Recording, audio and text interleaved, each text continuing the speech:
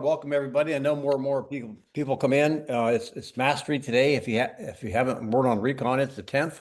It's Friday, and we had a great week of recon. And thank you guys for covering when I was at Gold. Today we had some great role plays. Maybe we can continue them. Who was on? Put it in the chat if you participate in recon. I recognize a lot of folks, and we hear the testimonies all the time about people growing from it. So that's awesome. And what's nice is that when you get the master, we always refer to it. We can go into different levels and different discussions, etc., here on this call. So, Louise, I'll let you do your little thing and get people queued up, and let's just get going. Well, it is a wonderful day to role play. We have some great people to learn from today. Denny and Matt are on, and if you'd like to participate, post into the chat what scenario you would like to role play, and what is the objection you would like to handle. Well, while that's going on, I'll share something with what we're seeing in Florida. You may not be seeing it, and this was a lesson. My daughter, who's works with me, and she's a rock star.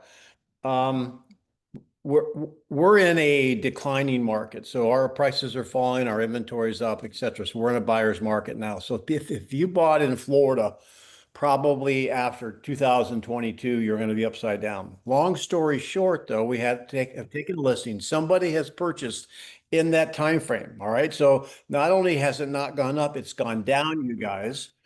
They've accepted a contract on their home yesterday, on a condo, actually, and they're bringing $60,000 to closing.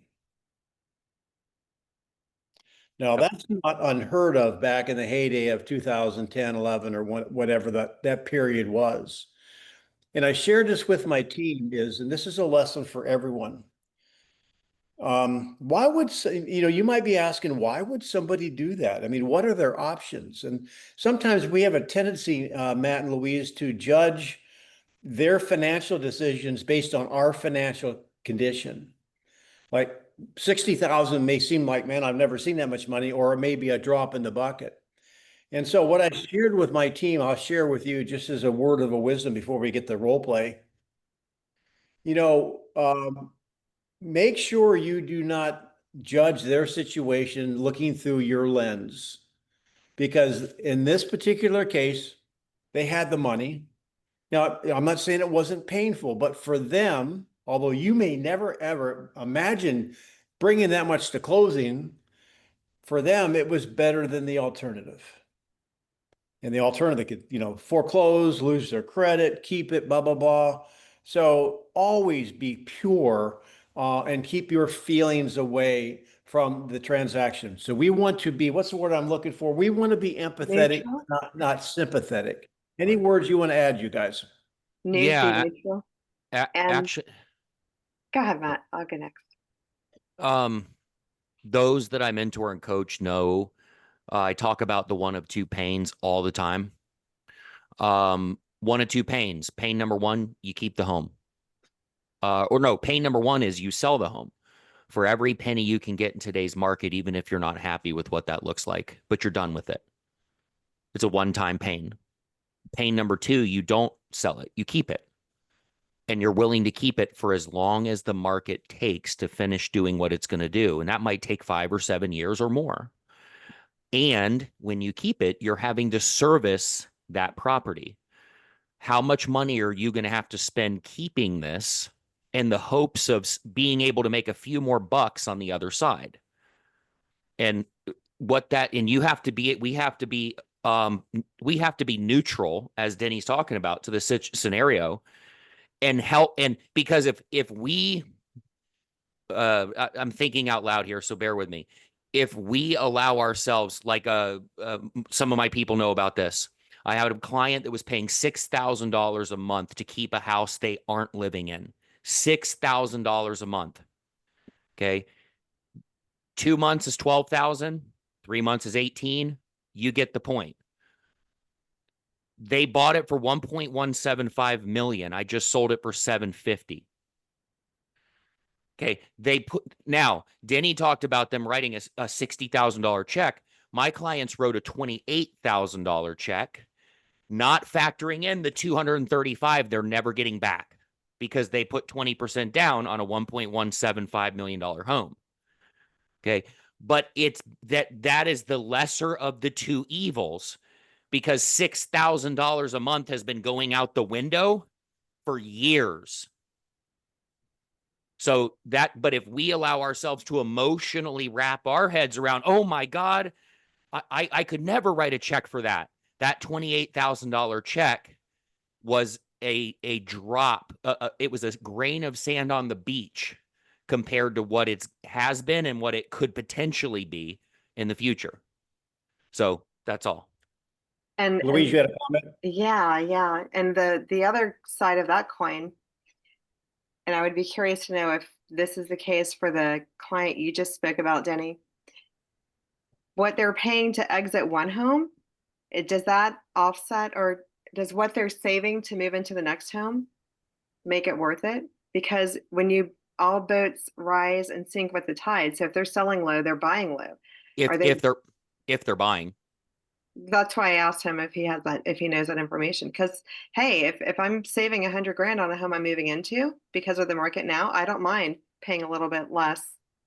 It washes out. Right. That puts a little jelly. I never was able to swallow pills as a kid, so my grandparents would mix it up into jelly and I would eat it.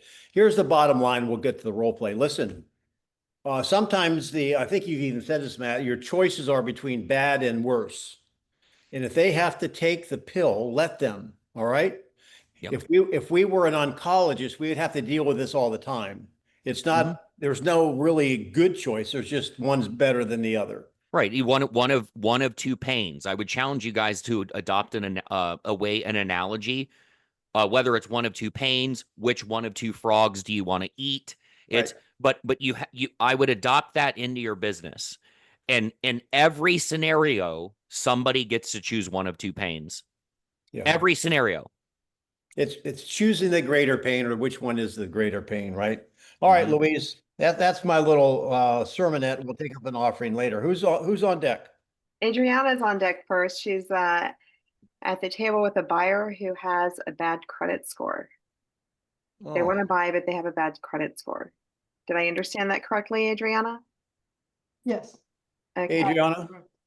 So, well, let me ask you a question. You're sitting with someone who has a bad credit score that cannot buy, right? Correct. So let's define the terms. Are they a buyer? Yes, they are. No, they're not. Oh, okay, got it. Yes, I mean, of course. They just want. All right. So if you want some coaching, all right. So all right. So this would be a good role play. How do you tell someone the truth? This is called bedside manner. I will be that person, and let me see how you handle letting me down and telling me I have no hopes at all of ever going out with Jennifer Aniston. Let me see if you can bust my bubble gently. Okay, go for it. Go. So, Denny, I understand that you want to buy, correct? Oh yeah, we're so tired of renting. However, you just share with me your credit score, and well, it's a little bit low of what usually the lenders will consider a good option for them to give you money. I know, but it really wasn't our fault. But I know our credit score is low, but there's got to be somewhere else. Maybe I could get some owner financing or something. That is correct. That certainly is an option that you could have. But I think, wouldn't you feel that it would be better for you to feel more strong in your finances, so you don't have to go and pay extra for those lenders that can give you that credit? Ask a question.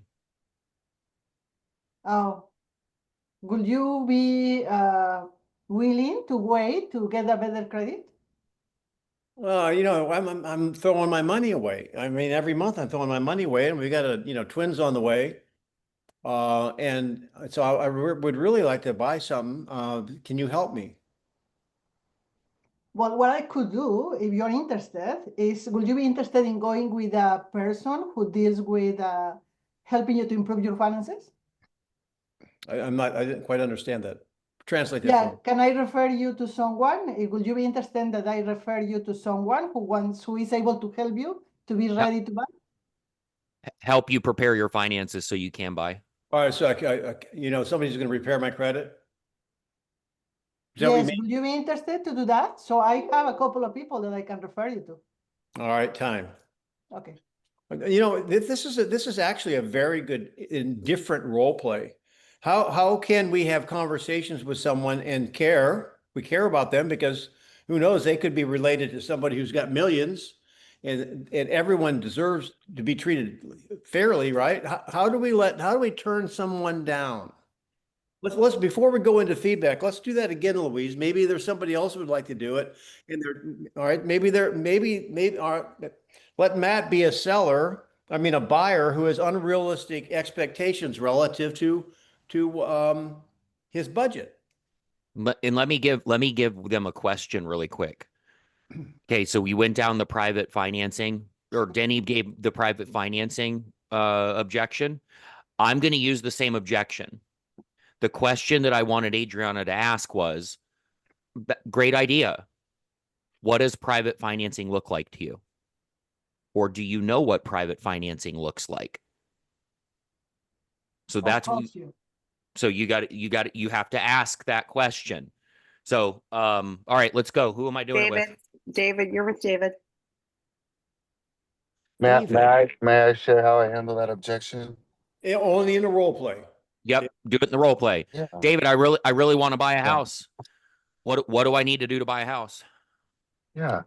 So Matt, we found that it's not if you can buy a home, it's just strategizing on when. Hang on, David, shut up your video. In the event if David. your credit. Excuse me, David. There's a big David. lag. There's a latency lag because he's on his phone. David, shut your camera off and we'll see if we can pick that back Got up. it. Okay. Yeah, Matt.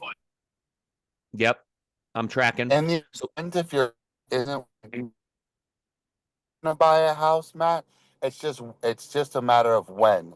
Because if you want to buy a home, I'm happy to put you in with a local lender and they can strategize a plan to get you to where you need to be to get to home ownership.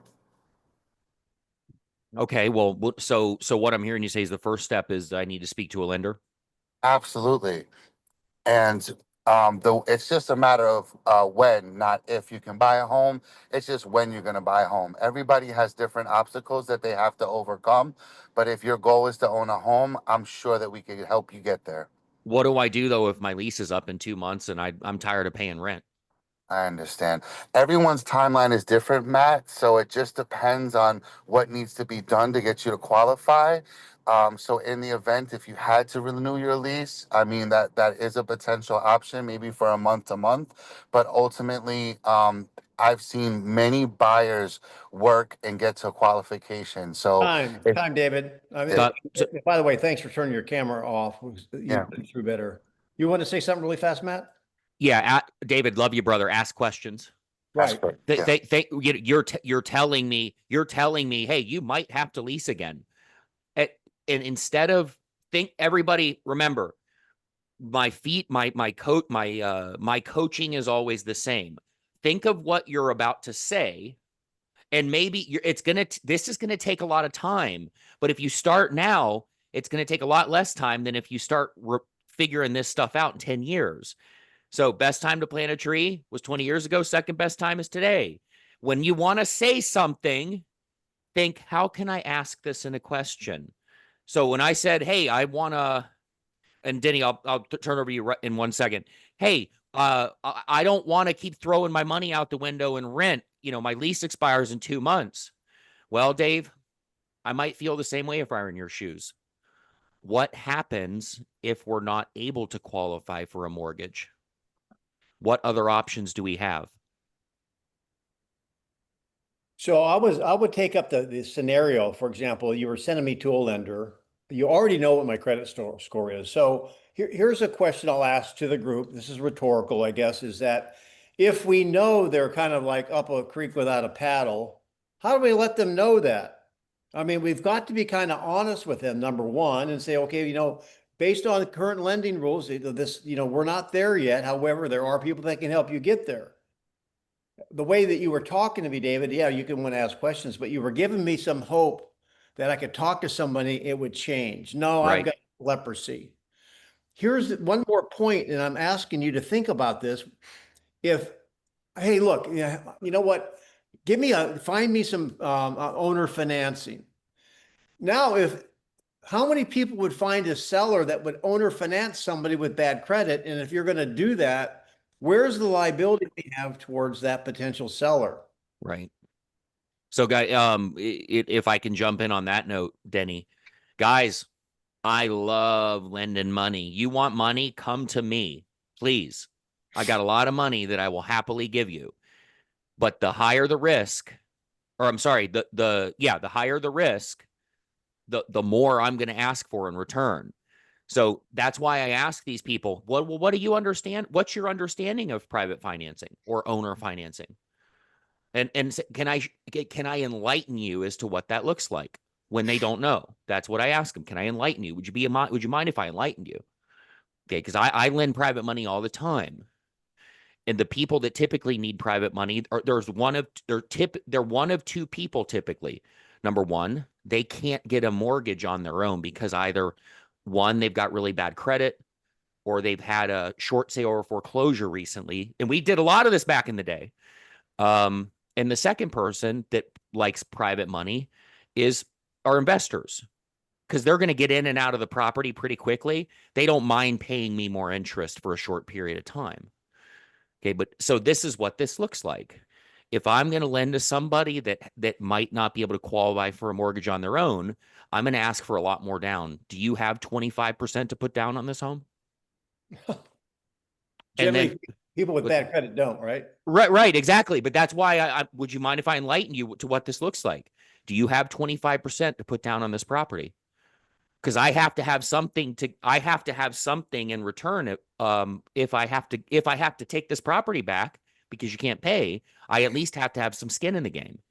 The second piece of it is, guess what mortgage rates are right now? And they'll say, oh, 7, whatever percent. Right. Guess what they're going to be if I lend to you? 9, 10, 13% in some cases. How do you feel about that?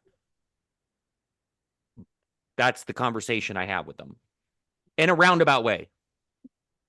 Louise, well, you can queue up our next one on the last comment. I'll close this whole segment with this. Number one, Matt's talking about private money. I'm talking about owner financing. There's two different things. So if you find a seller out there that will finance their home, what's probably true about that situation? Anyone? Free and clear. Cash on. Oh, hang on. No. Well, okay. Certainly the equity, it may be free and clear. If it's not free and clear, it'd be complicated with a mortgage, right? So that's one. What else? Well, in most cases, owner financing, they're not gonna finance you for 30 years. They're going to finance you for, It would 5 be years, and relatively then shorter expect a balloon term. payment to pay it off. 30-year AM, 5-year balloon, whatever. I Yep. just bought my commercial building with a 30-year AM, 10-year balloon. Here's what I'm looking for, you guys. If someone will accept owner financing, there's a rare situation out there that they're older, they want an annuity. They might do that. They might want to be the lender. Yep. Generally speaking, though, it's a listing that has not sold because They want too much money. they're asking the wrong number. Right. So, and that's the same as what Matt was saying. Okay, if somebody wants that owner financing, they're gonna pay a premium on what? The purchase. The home. It's called you get your price, I get my terms. But you don't always at get you. your terms. How you doing? Who's talking? Anyway, you don't always get your terms when you can't qualify for a mortgage. So if Denny and I are doing a deal together, right? Denny and I, we've got a couple bucks. Okay, I'm just respectfully speaking. Denny and I have a couple bucks. He's the seller. I'm the investor. I want to buy his property. In that situation, Denny might want too much money for the property. Okay, you get your price, Denny. I get my terms. So I want 0% for 50 years, or this happens all the time. But the tables are flipped when you want owner financing and you don't have good credit. So then it's, I get my price, I get my terms, meaning the owner gets their price and they get their terms. So it it does there it for it is a demographic specific thing. Older people love it because, guys, keep in mind, owner financing benefits the owner in a lot of ways because they don't have to pay capital gains when they owner finance it. They only pay the gain on what they take in. So there are benefits to it, but by and large, you're overpaying for the property. There you go. All right, Louise, who's next? And there are some unicorns. Just wanted to say, I have one now that's beautiful. And I think they're doing it just to save on the capital gains. That's it. Next is Maria for sell by owner. The owner is trying to sell it themselves for 2 weeks before they consider hiring an agent. All right, so let me ask this being mastery, this sounds like something we've probably hit this golf ball 100 times. How do you want to take it to a new level, Maria? What's unique here? So you bought the home, you already moved in, you're paying 2 mortgages right now. You will be selling the first home. That's the one that's for sale by owner right now. Okay, The one I moved out of? Yes, they moved out of it. They bought another home. They're paying 2 mortgages right now, so they will be selling it, so they don't have to pay 2 mortgages. Is the pain threshold is they've got 2 mortgages? Yes. Okay, and is that actually the pain threshold, or have they indicated they can keep them? I did not get to that part yet. Okay, so there's where we need to dig. So that's the goal of this call, is you need to find out more about that. Okay. Hey, this wouldn't be the owner of 123 Main Street. No, we're at the table. We're at the table. Okay. Denny's your guy too, by the way. Okay, Denny. So, can I ask what's important about getting this home sold? Well, we've bought another house, and we don't need 2 houses. Okay, and just a crazy question: Are you able to keep both homes? Are you asking me if I have the money to pay for it? Yeah, like in case you don't like what the market has to offer, do you have the option of keeping both homes? I can hold it until the bricks turn to dust. Awesome. Then I would go into price, and if you like the price, if you don't, then you can keep them. Well, all right. So in this kind of scenario, because this is mastery level, I mean, recon, we got to be pretty fast. That's why we want to make it, how do we get better? Is that, okay, so let's stay with me now, Maria. All right. So I want to keep it until the cows come home. Now, is that a rational business decision? Am I thinking with my rational brain, or is that emotional reflex? Emotional reflex. So, okay, so now how would you now work with me on that to help me discover, because I'm not being rational, I'm being emotional. Well, let me ask you this, Danny. Do you want to keep it until it turns to dust? Oh, no, it's kind of a hassle. I got to come over and clean the bird baths every week. I don't like it. What else? What are the other cons of keeping both homes? Well, I mean, it is an expense, and I'd rather like to minimize that. And how much of an expense is it? I haven't figured it out. It'll probably cost me about $5,000 a month. Okay. What else is uncomfortable about keeping this home? Now you're stepping on my nerves now. You already know maintenance and money, my dear. You already know maintenance and money. And he just told you $5,000 a month. So what's the next question? How many of those? How many $5,000 checks are you willing to write to keep this property in hopes of saving a few $1,000? Well, you know what? I'm not going to give my house away. The market will come back, so I have to like ride it out for maybe 6 or 12 months. I can afford it. 6 or 12 months. And what happens after 6 and 12 months? Well, I mean, I could always rent it if I wanted to, but I think the market will come back. But by golly, darn it, I'm not giving my house away. Well, what do you mean giving it? What's giving away to you? Well, I know what I could have. I had somebody that offered me the 550. All right, they offered me 550, and I turned it down. It wasn't even me; it was my wife. And now we've got that little thing going on there, and I'm a little upset about it. What are you upset about? So with my personality, you had better, if you dig too much in one area, I'm going to get really bored. Okay. So Move me along, move me at along. at what price would you be a seller at Denny? That's, you want me to give it away at 500. I had an offer like 12 months ago at 550. So that's my number. Okay. And if it costs us 5,000 monthly to keep this home, and we're attempting to save 50,000, is it worse? Not save. We're attempting to get 50,000 more. We're attempting to get 50,000 more. Is it worse keeping this property and writing those $5,000 paychecks in hopes of getting 50,000? All right. So I'll kind of call time here and we'll kind of dissect it a little bit. I'll give you my 2 cents worth and where I was going. Probably if I were there again, if I don't have any magic dust to deal with emotion, I would be attempting to say, okay, it's 60,000, you can afford it. I would say, well, what are the other advantages of waiting? And then I would go to kind of a pro con type thing. That's $60,000. And I would probably say, okay, so let's say a year has gone by, it's 60,000. Are you at all bothered by that? Then I would take him to like, well, let's say it's 2 years. Well, are you at all bothered yet? At what point in time will you be bothered? And that's probably where I try to take him at. Yeah. Well, in that vein, at how much money will you have had to thrown out the window, burned in the middle of your living room in a barrel before you're going to call me and say, we should have sold it? That's where that conversation goes.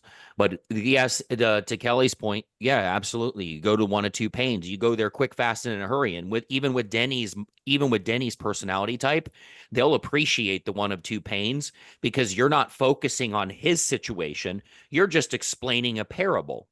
Well, Denny, hey, sounds like keeping it's an option. From where I sit right here, the way I see it, you got one of two pains.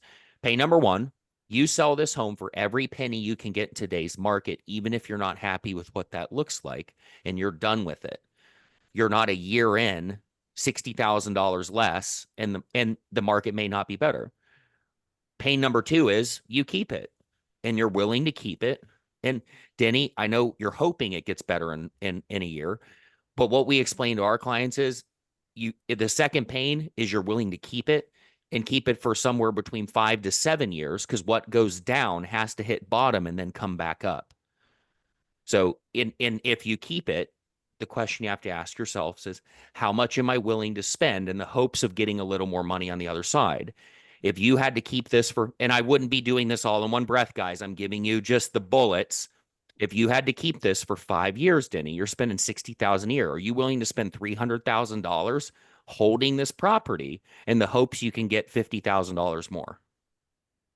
A question I've come up with, and we'll go on to Louise to something else, is that I ask the question sometimes, hey, listen, I'm just kind of curious. This is to our stubborn sellers in Florida that are watching their values decrease and they're stubborn. They're not repositioned. I said, well, if you dropped $100 bill out of your pocket, would you bother even to stoop over and pick it up? Mm-hmm. Well, of course I would. Well, I find that surprising, Matt, because we're watching $100 bills fly out your soffit each and every day because you're being stubborn with, not capitulating to the market. I mean, that's kind of the visual for them. Mm-hmm. They're losing money every day in our market, but they don't feel it yet. I'm trying to draw a picture in their mind. Sure, they would pick up $1, but they'll lose $1,000, in this case, $5,000 a month for an emotional reason. Yep. I get shopping carts at Aldi's for $0.25. I'm not kidding you. It's a game. Like, my wife and I have a jar that has probably $1,000 in quarters in it, and they're Aldi's quarters. So we have to use these analogies, guys, to get them to realize, oh, this is silly. Like, what I'm saying is silly fundamentally. Oh, I'll keep this property and I'll keep it empty. To Denny's pain point in that role play, he's going to keep the property. He's going to pay $5,000 a month. He already said he hates going over there and servicing the property. Okay, so which one of two pains do you want to endure? Pain number one, you sell it, you're done with it. No more $5,000 checks being written and no more trips over there to make sure the water heater hasn't sprung a leak. Or pain number two, you keep this and you have to write those checks every single month for somewhere between 5 to 7 years, waiting on the market to come back. And you want to rent it as well. Okay, that's not a problem. Are you prepared to address the maintenance issues you're going to have with a tenant? Because it's not if, it's when. So there is no route of this that's pain free. So which pain would you rather endure? I'd hate to rent it because they probably wouldn't take care of the bird baths. Okay, Louise, who's Right. next? Robert's next. Robert Oh. hasn't called a client since he sold a house to him in 1902. He wants to Ooh. re-engage. 1902? I might have exaggerated a little bit. What I'm looking for is I'm seeking advice because, I know you guys always say that any call to a past client is a great call, and I agree with that. But how do I move from reconnecting with that client to the point of starting to ask them to offer Right. me referrals? You don't have, so this is, can I speak to this really quick, Denny? Yeah, leave me some corn on that cob though. I will. I'm gonna address it from my father-in-law. My father-in-law, when I was still on the team, said, here's all of our, at one point in time, he got a hair, we went to either Georgia Alpazar regional meeting or, Dinah Kokoska, one of them. We went to a class and they were talking about past clients, and we get back from the meeting and he gets this hair. He's, wild, what is a wild hair? Is that what we call him? wild Denny? hair. Right. He gets a wild hair and he's like, here's our past client list. We need to call every single one of them. And we just need to ask them for make sure their numbers are good and their email addresses are good. This is 20 years of past clients. And he's literally never talked to one that I know of. Okay. And I was newer in the business, and even I saw the error in that logic. I said, Dad, you don't have permission to ask them for anything if you haven't spoke to them for 20 years. The only thing you have permission to do is call them and apologize and ask if they wouldn't be opposed to you staying connected in a roundabout way. So I'll paint so I'll leave that there and let Denny pick up.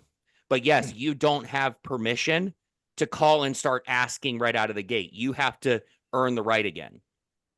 Well, here you go, guys. Pay attention. So if you're paying Call of Duty, just stop for a second. Here's the deal. You'll never go in Home Depot again without thinking about me. What I have found is now back in the days, and maybe in the next role play, I'll go in the other room and pull out my index cards from the 80s, because we didn't have computers, we didn't have databases, and we didn't have text. I have what's called the WD-40 Touch, and here's why I call it that. Because what happens is that when we're involved in a transaction, we're calling, texting, and we have no hesitation whatsoever. Because we're talking to them every week, every month, every day. So the gears are well greased. But what happens after closing, we have every intention, most of us do have every intention to maintain that relationship. However, we get distracted, and as time goes by, the gears get rusty and we get a little bit more timid about doing it. How am I going to call someone that I haven't talked to in like 10 years or 3 years or 5 years and say, hey, who do you know wants to buy or sell, invest in real estate? I can talk. It's not even like, it's not even conceivable. So what you do is this: you text them. A text is rejection proof. And then you text them, hey, listen, I was going down the road, whatever happens to bring that context back, or I took a class about people in our lives before that we haven't talked to in a long time, and you're at the top of the list. And you know what? I don't even know if you remember me. I'm Denny, and I sold you a house in 1963. And I just wanted to ask and say, I just trust you're doing well. In fact, I tell you, I remember your daughter at that time was Lindsay was your daughter. Same name, whatever. They could have been a Packer fan, or heaven forbid, a Giants fan. You just send them a text that is a spray of WD-40. Now, there's a great chance that they're going to maybe text you back. A great chance. And what's interesting is here's the mental thing, Robert. Our customers are not sitting around with a calendar marking Waiting a for red us. X through every day you don't call them.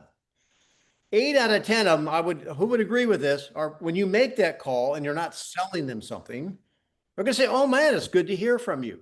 Mhm. What we're talking about here is now we're being we're putting grease on the gears, and you might have a conversation over the next couple of days, next couple of weeks, and at some point in time, they will ask how things with you. Well, hey, the real estate market, what's going on in the real estate market? You never have to hold up a sign and say, hey, I'll help you sell or buy a house if you need one. It will evolve into a natural conversation. I have a story about it, but I won't take time to do it. But there was somebody I was out of flow with. That's what it's called in ninja selling.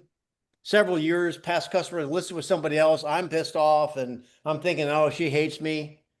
Well, I thought, I'm going to practice what I preach. So I sent her a text. 3 years I hadn't talked to her. How long do you think it was before she responded? Minutes. And we started that back and forth, just being social. We had some things in common. And you know what? We got back into a flow. And about 6 or 8 months later, she had a real estate need. She called me. So, Robert, you can send some texts, and you should send them every day. They're even stronger than a handwritten note. And you can fall on the sort, hey, I've been staying in touch with you. I don't even deserve a call back, but I want to say thanks for your investment in my business 15 years ago, 5 years ago, 1 year ago, whatever. And don't ask for business. Just build a relationship. It's called WD-40 Touch. And another approach as well, radical humility.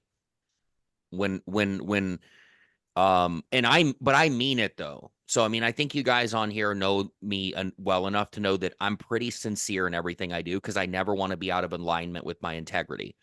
It's very hard for me to do something that I'm not authentically engaged or intending.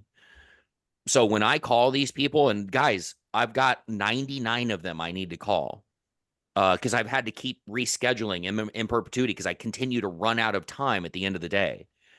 So when I call them and I haven't talked to them for a long time, they might answer and I'll say, hey, and I'm always very casual. Hey, it's Matthew. And then they'll say, oh, hey, Matthew, what's going on? Or they might not remember me. And I'll even ask them, do you remember me? And then they'll say, well, yeah, I think so. And the ones that don't, well, I'll remind you. And then you can tell me if we need to talk. How's that?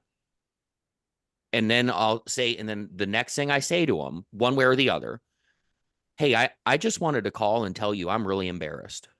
Genuinely, I'm embarrassed. And I need to ask you to forgive me. And then they'll say, well, what do you mean? Well, I've intended to call you every single weekend since Moses walked the earth. Things keep coming up, and I've wanted to get around to apologize to you. And I don't want anything from you other than to find out what we could do to be valuable to you outside of real estate. You could keep the call that short if you want. That's all. Okay. Very good. So the bottom line is do it, okay? I'm not a big fan of closing gifts.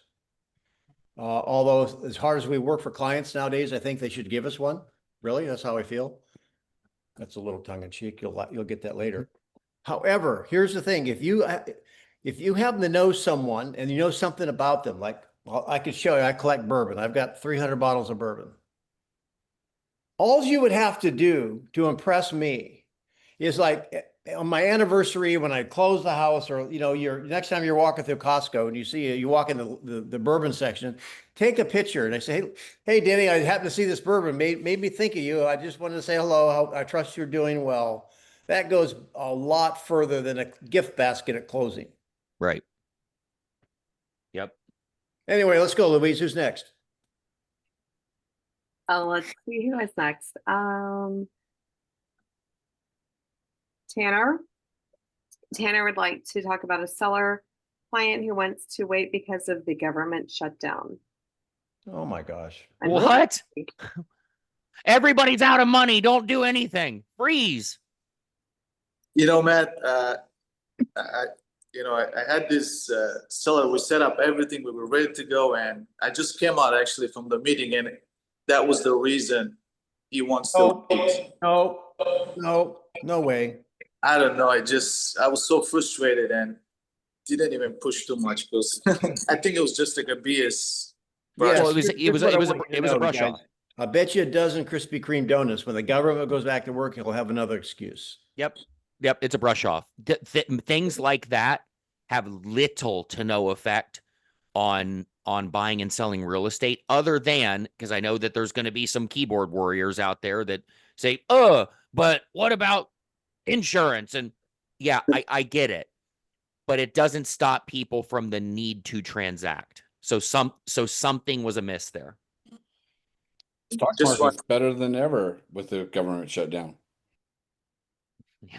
That's like saying I'm not going to buy because the weather's cooler today. Do you guys understand? You know what a BS detector is? You guys never unplug that. Always keep that charged up. Now, there's professional and tactful ways to approach that, but I always want you to remember one thing. If it doesn't make sense, there's a reason for it. That means you've got, you ever try to paint, and you got, I don't know what I'm trying to say. You've got, I don't know how to make this metaphor. I don't have a metaphor, but Maria and Polina know about this one. So whenever I have a conversation, and because I'm pretty good with words, I tend to be. I'm not perfect, but I tend to be, by and large. If I have a conversation with somebody and for some reason I'm questioning my sanity, like, and I don't mean like this person's crazy. I'm like the other person I'm talking to. Something doesn't seem right, and I'm starting to question whether I'm missing something. You're not missing anything at all. That's the BS detector Denny's talking about. Something's not right in the conversation. You didn't all of a sudden turn into a caveman and like lose all of your intelligence. Something is amiss, and that's what Tanner is describing. It's like he didn't even push. He was like flabbergasted because it didn't make sense. No, it doesn't make sense. That's why. Right.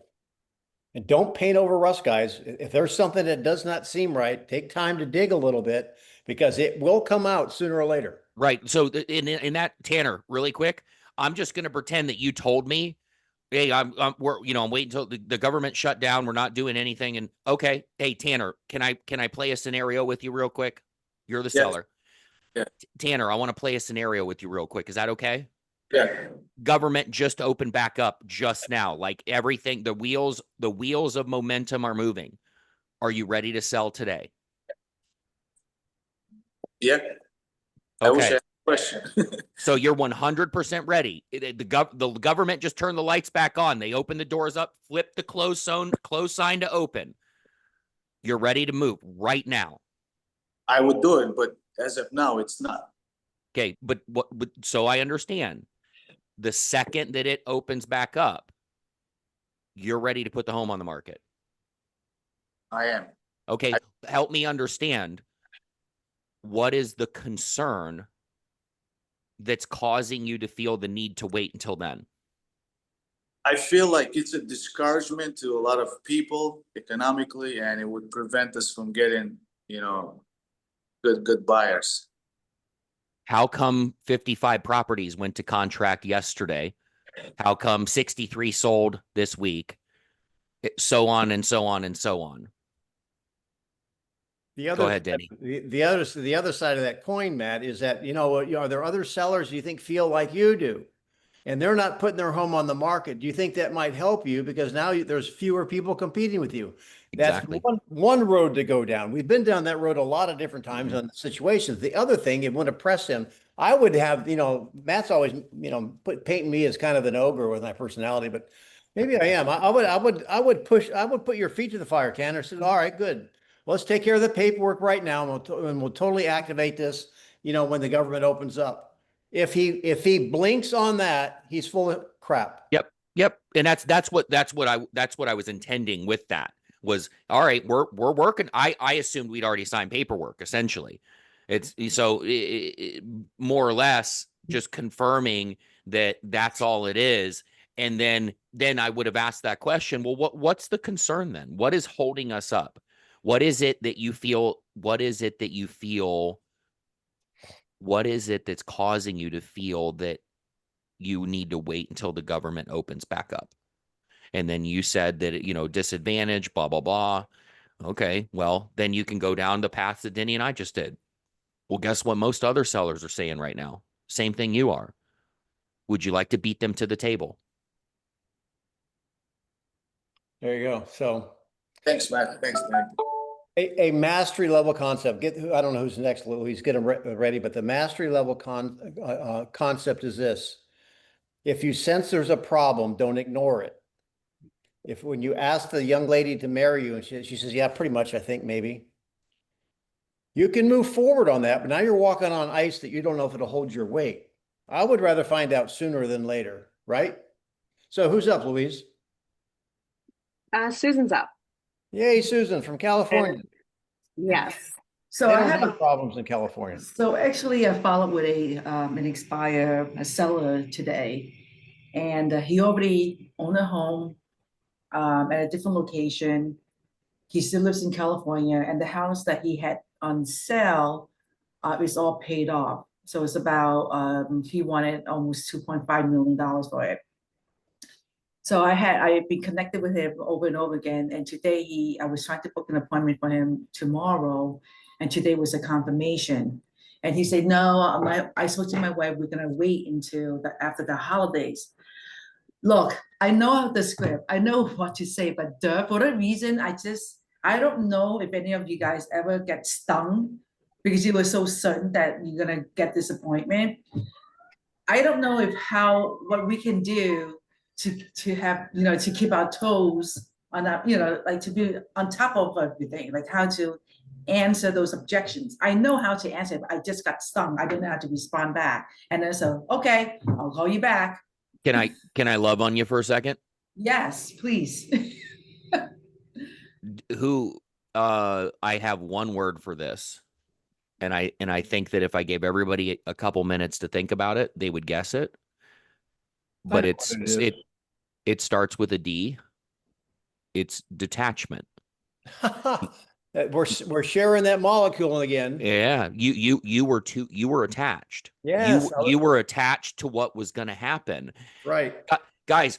And Susan, I love you. We've talked a lot offline in the past.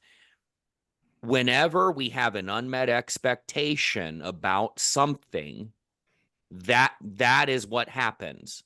We freeze, we get upset, we get flustered, we don't respond, or worse yet, we react instead of responding. But when you detach, then you can become a problem solver, more interested than interesting, and say, what's going on here? But when you're attached, you're too close to it. You can't help. Yeah, that was my word. It started with an A, not a D. I was thinking you were attached to the outcome. Yes. You were looking for the listing rather than trying to see how you can help them. Right. Well, we already gone through that. We had a really long conversation twice.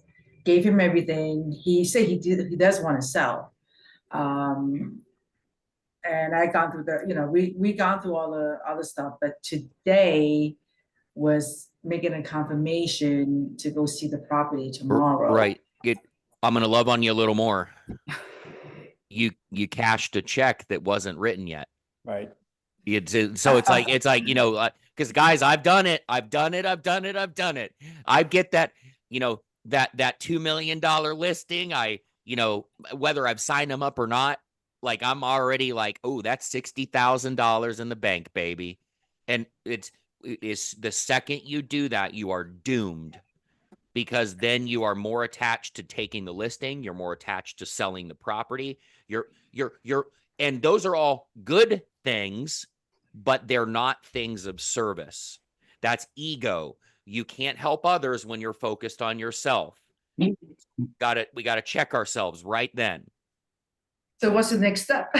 What should I do? The next step is, is have a conversation with them about, okay, what holidays and how can I help you in the meantime? It's no different than if anyone's been a server, you walk over and, maybe Matt and I are having lunch, we're doing analogies together. And we're into our conversation. The server comes over. Well, hey, you ready to order? No, no, we'll have a little more water. And they come. Are you ready to order? No. The server's not attached to the outcome. That's how we need to be. How can you help them? You thought maybe this is the day I'm going to get a listing, and the listing became the subject of your sentence. Right. So guys, so I coach people, but I'm not a business coach. I'm a mindset coach, mostly mindset and communication. You have to get, so Susan, my coaching to you right now is you need to get in the headspace to be able to have this conversation, which you're going to need to prime and realize you can't lose anything you never had. Right. So you're going to have to meditate on it for a little bit and say, okay, I never had this. This wasn't mine. That's okay. It's not about me. And you're say these things out loud to yourselves. I have to do that sometimes. It's not about me. Put myself aside, even write it on your desk. No ego. How can I serve this person? Question mark. And then you go into the conversation. And you call them, hey, sounds like you've got some concerns and want to wait after the holidays. What's going on? That's it. That's how you help them. Well, the other question too you could ask if the conversation is flowing is that may be the right thing. However, have you thought about maybe a holiday might be a better time versus whatever? Have you looked at the other side of the picture? Help them see what they're not seeing just by saying, have you even thought about the fact that, or like the most motivated buyers, this is true. Guess if you find any time of the year you got somebody looking during the holidays, and I don't know which ones they mean, but if a buyer is looking during the holidays, they are the most motivated buyer out there. And it's kind of ironic as seller. I know they got presents and company and cooking, blah, blah, blah, but it's funny. Why would a fisherman pull the line out of the water when the fish are primed to bite? Mm-hmm. They're not even thinking that. Right. So, and you need to confirm that that's the objection too. So so that's what you say, well, what's going on here? What's our concern? What's causing the trepidation? Hey guys, when I say these words and questions over, I'm not saying you don't just give them all of this. I'm just giving you examples. What's creating the trepidation of wanting to go on the market over the holidays, of not wanting to go on the market over the holidays? Help me understand what's going on here and get on their level. Just like when I coach people, I get on their level. I don't coach from up here. Hey, we're here. What's going on? Because you can't help them if you're putting yourself in a hierarchy position or in a position of hierarchy. You're above them. No, you got to get on their level, help them where they are. And then if they say, well, yeah, I just don't want to go on the market because of, holidays, blah, blah, blah, then you can have that self-discovery conversation. Would you be surprised to find out selling over the holidays can be one of the best times? But you're not attached. Right. My question is, Yeah, Susan, I didn't need it. my question is, Susan, have you made enough deposits in order to have that conversation? Or are you one of 3 or 4 agents they're given the brush to? No, so we did have a long conversation. He said that the house is paid off. Then I went and, well, don't you have other carrying costs like paying property taxes? That's not what I'm asking. Has he selected you yet?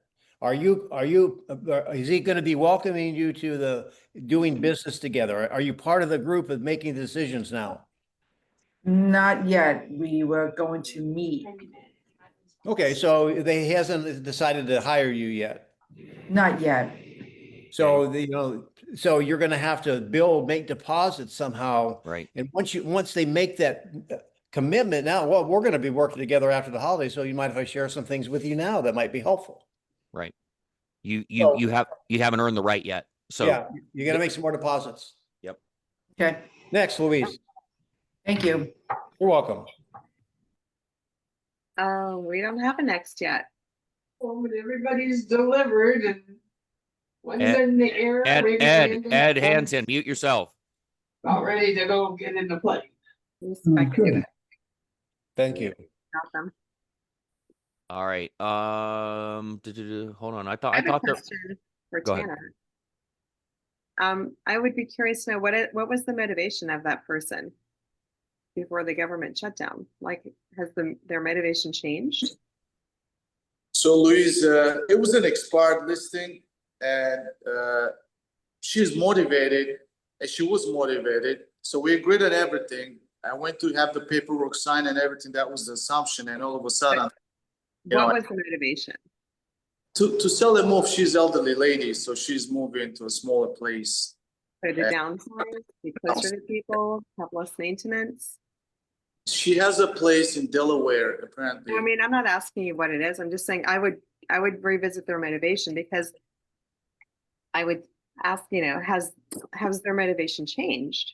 Right? It seems like it hasn't. Well, I don't want to rain down on older people being one. However, what's the probability that anyone in a country understands what a government shutdown means, let alone somebody who's older? So it is unknown. So I'm thinking in my mind that it's any excuse will do, or she's got somebody, a neighbor, a child, a grown child, or who's an attorney, a patent attorney somewhere in New York City, and she's parroting that. I don't think she understands what she's saying.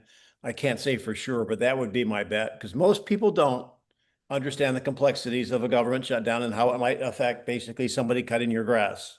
Right. Yeah. I mean, regardless of what's going on with the government, if they're motivated, like, for example, if someone were 8.5 months pregnant, right, and planning to move into another house, if they just called and said, oh, we decided not to buy, like, their motivation was to be in a house before a certain date, I would just focus on the motivation.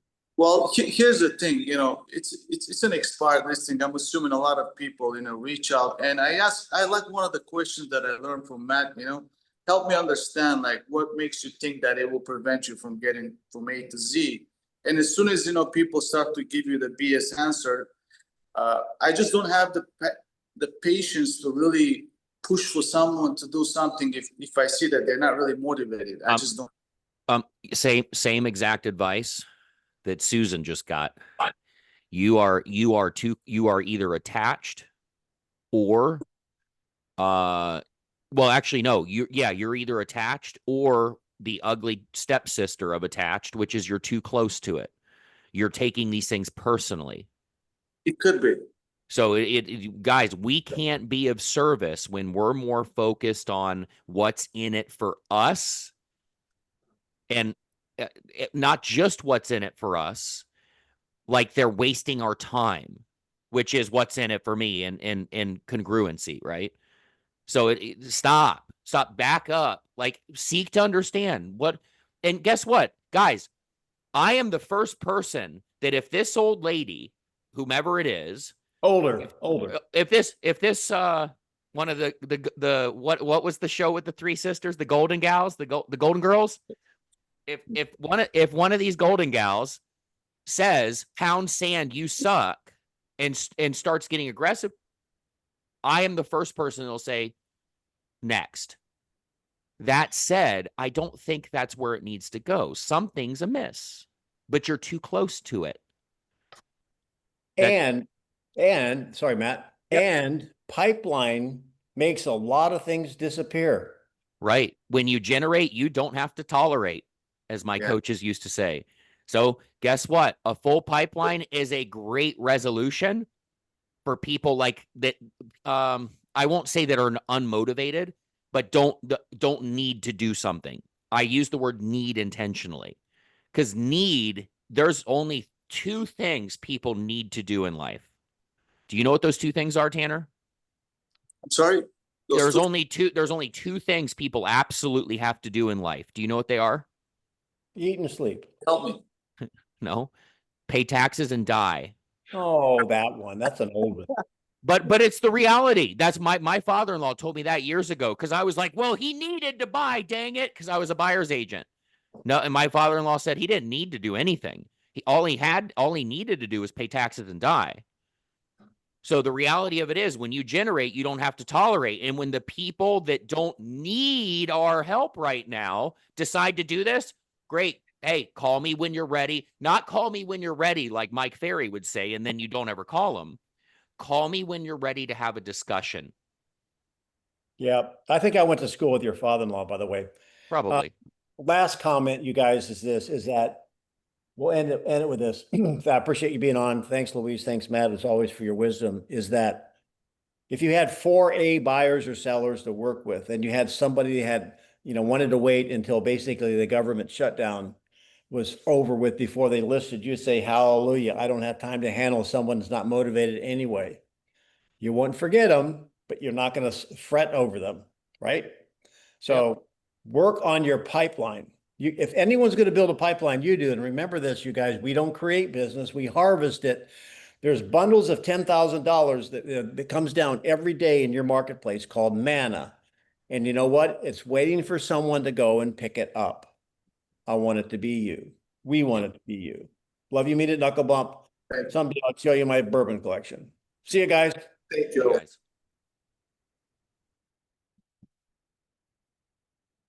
Thank you so much.